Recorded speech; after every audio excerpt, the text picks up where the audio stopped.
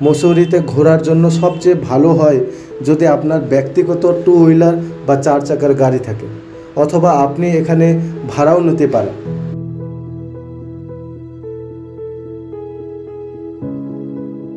এবং এখানে ট্যাক্সির খরচ প্রতিদিন 300 থেকে 500 টাকা হতে পারে। আজ আমি আপনাদের দেখাবো মসৌরির সবচেয়ে সুন্দর জায়গাগুলির মধ্যে একটি, এবং মসৌরিতে আসা প্রায় সমস্ত পর্যটকরা অবশ্যই এখানে আসেন। সকালের নাস্তা সেরে আমরা 7:30টায় হোটেল থেকে বেরিয়ে পড়েছি। কেম্পটি ফলস মল রোড থেকে 15 কিলোমিটার দূরে অবস্থিত। এই মুহূর্তে আমরা কেম্পটি জলপ্রপাতের পথে আছি। যদি আপনারা টু হুইলারে কেম্পটি ফলে যান তাহলে আপনারা এরকম সুন্দর সুন্দর জায়গা দেখতে পাবেন। কেম্পটি ওয়াটারফলস তার দুধের জলের জন্য পরিচিত, যা সবাই দেখতে চায়। এই জলপ্রপাতটির নাম কেম্পটি ফলস কারণ এটি একজন ব্রিটিশ অফিসার আবিষ্কার করেছিলেন।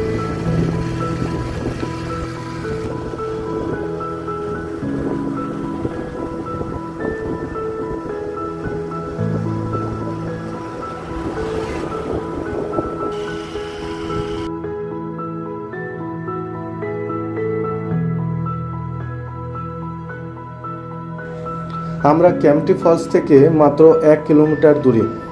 এই মুহূর্তে আমরা এর ঠিক বিপরীত দিকে দাঁড়িয়ে আছি। আপনি যদি এখানে ট্যাক্সি করে আসেন, ট্যাক্সি আপনাকে উপরের রাস্তায় নামিয়ে দেবে।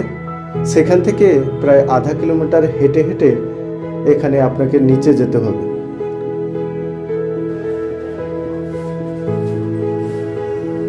দেখতেই পাচ্ছেন মার্কেটটাতে বিভিন্ন রকমের দোকান আছে, যেখানে বিভিন্ন রকমের জিনিসও পাওয়া যায়। কেম্পটি ফলের কিছু স্মৃতি রাখার জন্য আপনি এখান থেকে শপিং করতে পারেন।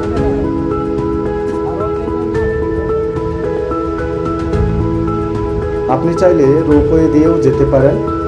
এখানে রোপওয়ের সুবিধাও পাওয়া যায়, তাই আপনি চাইলে রোপওয়ে দিয়ে নিচে যেতে পারেন। এর চার্জ 120 টাকা। আমি পৌঁছে গেলাম কেম্পটি জলপ্রপাতে।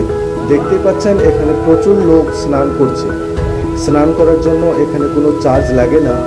আপনি যদি স্নান করার কাপড় নিয়ে আসেন তাহলে ভালো, না আনলেও কোনো সমস্যা নেই। স্নান করার জন্য এখানে ড্রেস ভাড়া নিতে পারেন। আপনি এখানে প্রচুর এনজয় করতে পারবেন।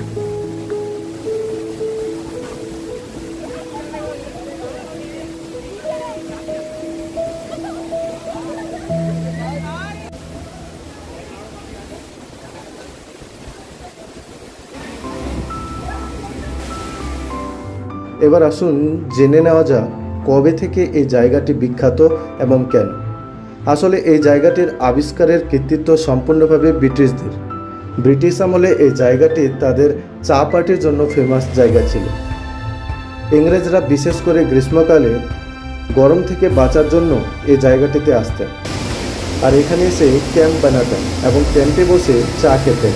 সেই জন্যে এই জলপ্রপাতের নাম পড়েছে Kempty false.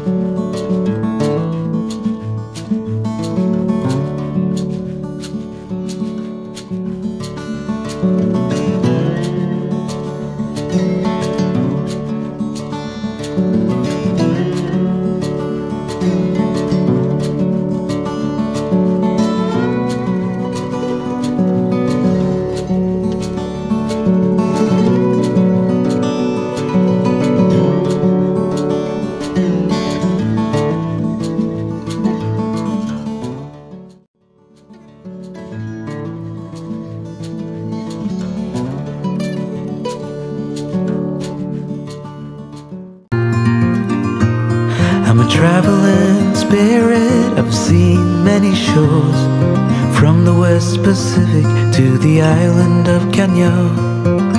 They treat me like a son anywhere I go.